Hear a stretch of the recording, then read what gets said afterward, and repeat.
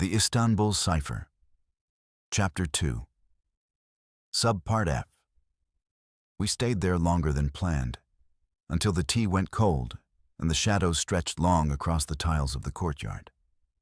The server brought another round without asking, then disappeared into the back like he knew what silence we needed. Emre had shifted to sketching code ideas on a napkin with Sibel's pen. Ayla organized the day's scans into folders, annotating by site and timestamp. Sibel was back in her notebook, sketching a doorway she barely saw. Layla stared out the window, fingers curled around her grandmother's map. She didn't say anything, but she didn't have to. Outside, the city carried on. The clatter of deliveries, the laughter of two women arguing over fabric prices, the distant swell of a tram bell. Life, stacked on life. Then it came again, that voice. The call to prayer rose from every direction, slow and haunting. This one softer, more melancholic, like the day itself was exhaling.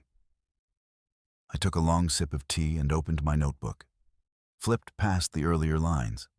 The notes on forgotten chapels, resistance ink, digital overlays, then found a blank margin and pressed my pen down slow. I wrote one word: erasure. Not capitalized, not underlined. Just that.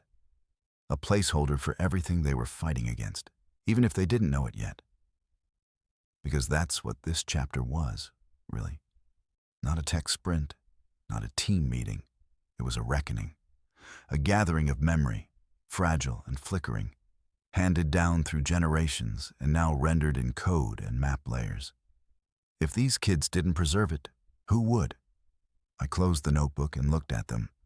Layla staring hard at a lost church, Emre whispering his way through an algorithm. Ayla triple-checking locations no one else believed in. Sibel curling lines of ink into hidden shapes. They weren't just documenting the past. They were daring it to speak. And from the look of it, the past was just starting to answer.